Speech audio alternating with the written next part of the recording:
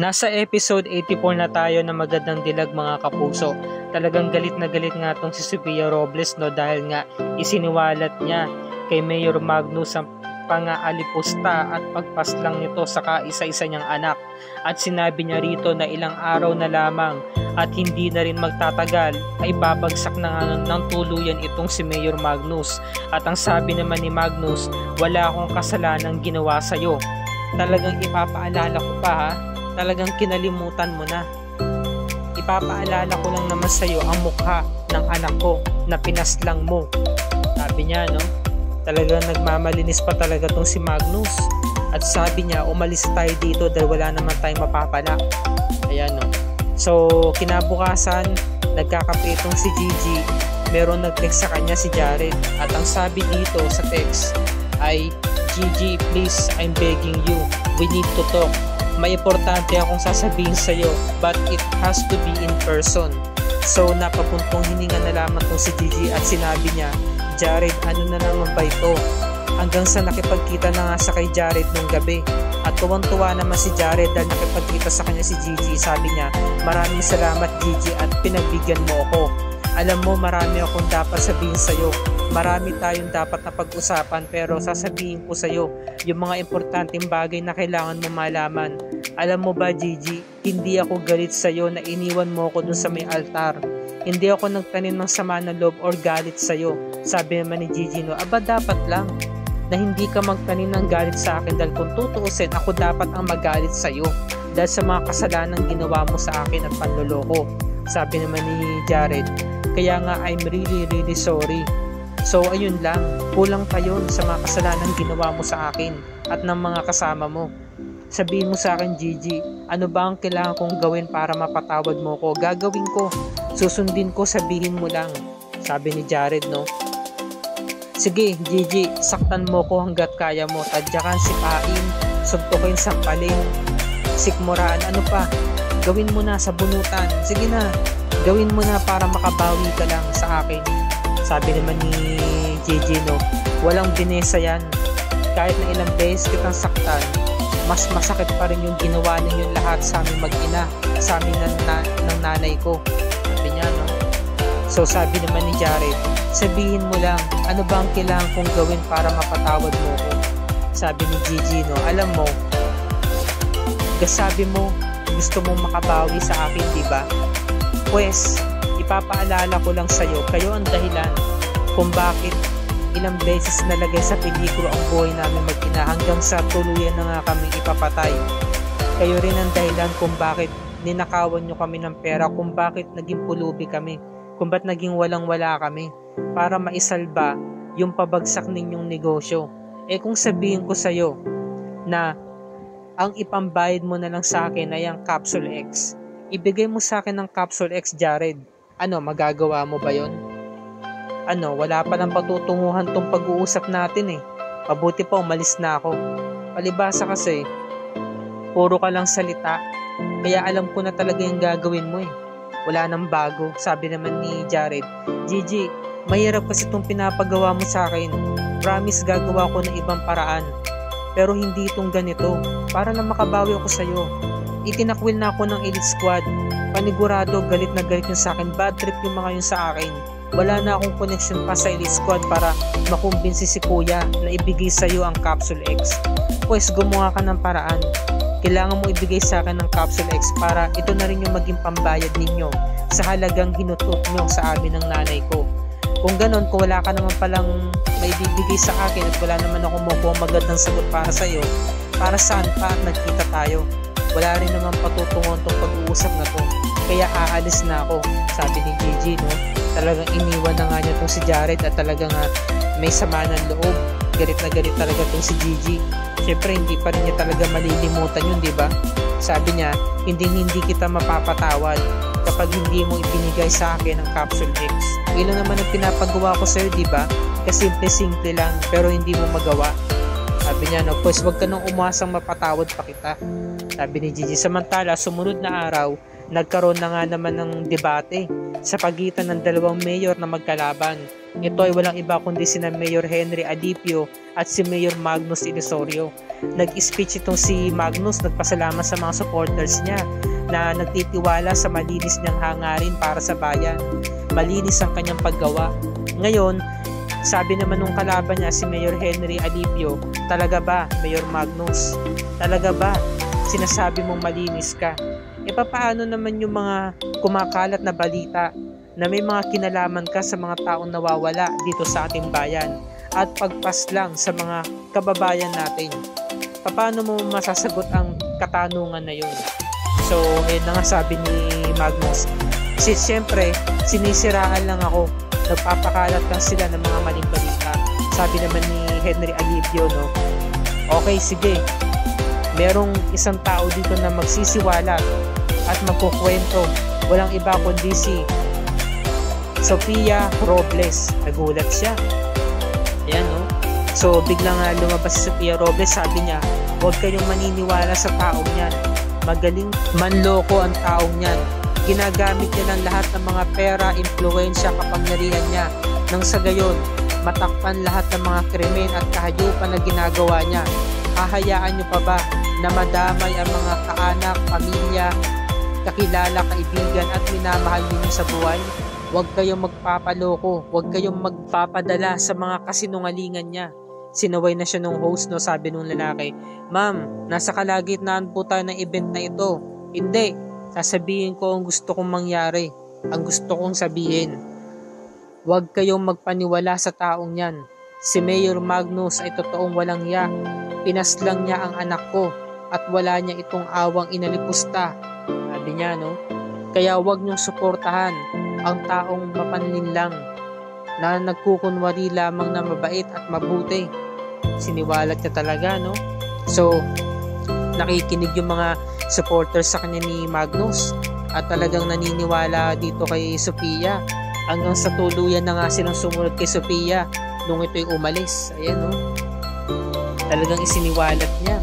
At sabi naman ni Magnus, huwag kayong magpapaniwala sa babaeng yan. Kitang punta lang siya dito para siraan ako, binayaran lang siya. Ayan, no? Nagpapaliwanag siya. Samantala, ang Elite Squad Girls, kinamusta ang sales ng Capsule X. Sabi nung namamahala doon, "Ma'am, as of now, 3 pa lang po yung kliyente natin. Pawang mga foreigners pa.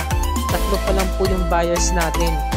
Naging impact po kasi ang usapin tungkol nga sa mga article na lumalabas laban po sa inyo. Sabi naman ni Blair, gagawan kasi ng GG na yan, walang niya talaga yan.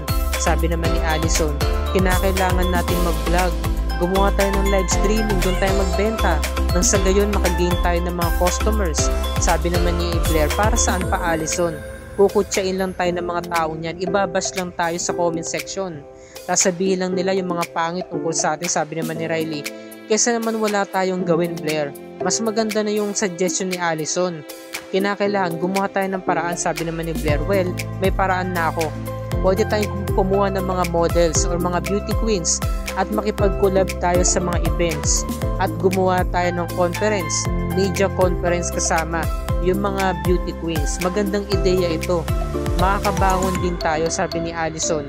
Gagastos lang tayo, sabi naman ni Riley. Huwag na natin problemahin ng gastos. Gagawin natin to para maisalba ang ating negosyo. Samantala, naghihintay na nga yung mga reporters. Ano ba yun ang tagal, sabi naman ni Blair. Just wait a minute, paparating na po sila. Ano ba yan? Akala ko ba darating na yung mga models natin? Napaka-unprofessional naman nila. Sabi naman ni Allison, kinontak ko na yung mga agency nila. Ganun din ang mga managers nila. Sabi nila, paparating na daw. Sabi naman ng mga reporters, wala naman pala tayong patutunguhan dito eh. Wala naman pala magaganap na event dito. Paano? Yung mga beauty queens nandoon na sa kabilang conference area. So, tinignan nila yung live. Nagla-live pala ang Bellatrix. Ayan, no? At yung mga models mismo, yung mga Reyna Queens ng Philippines, no? Talagang naniniwala kay Gigi at ang sabi nila, hangang-hangaw kay Miss Gigi Robles dahil noong siya pinagtangka ang patayin kasama ang nanay niya, muli siyang bumangon para lumaban sa buhay. At ang sabi naman isang beauty queen, talagang napakabuti ni Gigi Robles inside and out. Kahit sa likod ng camera, talagang napakabait niya. Matulungin talaga siya sa kapwa. At sabi naman ni Gigi, no, o yan walang bayarang naganap dito. Walang sapilitan na nangyari dito. Kusa silang lumapit sa akin para pumirma ng kontrata nang sa gayon maging parte at makipag-collab sila sa Bellatrix. Kesa naman magtiwala sila sa isang negosyo na wala nang ginawa kundi ang magsinungaling. Sabi, no? At gumawa ng krimen. Sabi niya.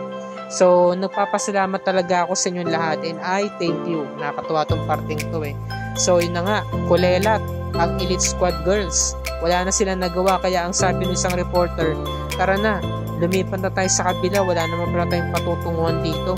Nasayang yung oras natin, dapat nakapag-cover na tayo ng balita. Sabi naman isang babae, wala naman pala tayong patutunguhan dito eh. Sabi ni Blair, no, napikon. Eh di pumunta kayo sa jeep na Bellatrix na yon, kagaya ninyo, mawala kayong kwenta. Sabi, sige na, lumayas na kayo.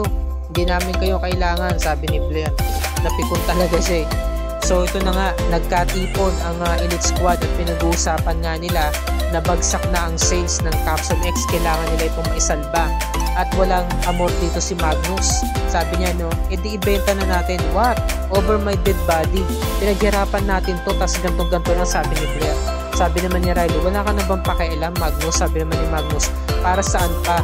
At pagtutuunan natin ng panahon ng negosyo pabagsak na. No? Kasi nga ang talagang inaatupag ngayon ni Magnus ay yung nga issue na inilalabas ito ni na Sophia sa ni Gigi dahil malaking impact ito sa kanyang campaign kaya bumabagsak ngayon ang performance niya. Kaya ito yung dapat nilang pinoproblema. So sabi niya, kung wala na talaga edi hayaan na natin yung Capsule X, wag na natin isalba pa. So nangihinayang si Riley, no, saka si Allison, saka si Blair. So makalipas ang ilang linggo, pinapunta ni Magnus itong kapatid niya si Jared sa bahay. Nagulat si Riley, oh Jared, akala ko ba pinagtatabuyan mo na kami, ba't ka nandito? Sabi ni Jared, pinapunta lang ako ni kuya kasi meron siyang importanteng sasabihin. Ano ba yung kuya, sabihin mo na. Pero huwag kayong mag-alala, pagkatapos ito aalis din ako agad.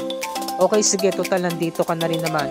Sasabihin ko na meron na tayong buyer para sa Capsule X. Sabi naman ni Allison, tuwang-tuwa, landi, kilig na kilig. Sabi, napakagaling mo talaga, Mayor Magnus.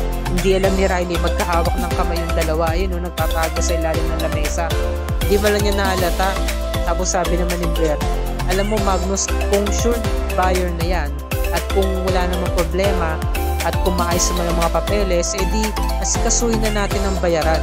Sabi niya, no, para wala nang problema kasi nga magtatayo sila ng panibagong business, yung kikitain nila doon. So sabi naman ni Jared, so ayun lang ba? Wala ka nang ibang sabihin pa? Oh, wala na. Okay, alis na ako. Sabi naman ni Riley, the nerve of you, Jared. Matapos kang tulungan ng kapatid mo, tapos ganito lang iiwan mo lang sa ere. Wala na akong pakialam sa inyo, sa kung ano man mga binabalak nyo. Ang totoo nga yun, gusto ko pa makipag-ayos kay Gigi na wala nang gana yung apat. Oo, gusto ko maayos ang problema namin dalawa. Kaya kung ano man mga binabalak ninyo, labas na ako dyan. So nung umalis na si Jared, pinigilan siya ni Blair. Sabi niya, pwede ba Jared, tigilan mo na yung pakikisuyo at pakikipag-ayos kay Gigi. Wala ka na mapapala sa kanya, iniwan ka na nga niya eh. Alam mo, kung gusto mong mag-move on, pumunta ka lang sa akin, nandito ako to comfort you. May feelings pa rin ako sa'yo hanggang ngayon. Sabi naman ni Jared, I'm really sorry, Blair. Kahit wala na kami ni Gigi, wala pa rin pagkakataon na makipagbalikan ako sa'yo kasi wala na akong nararamdaman.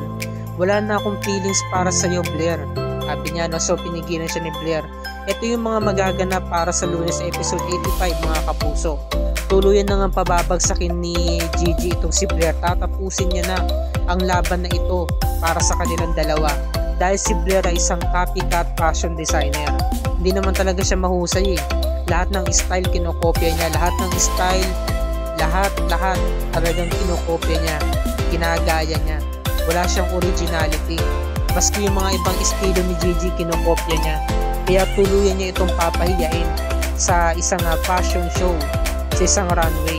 Samantalang itong si Jared, hindi pa rin siya tumitigil para mapatawad siya ni Gigi. At hanggang ngayon meron pa rin silang feelings para sa isa't isa.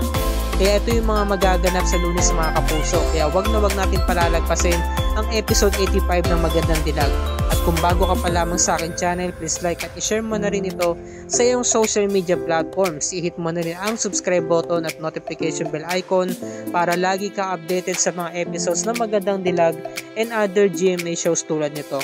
Maraming salamat sa inyong panonood mga kapuso, and God bless us all.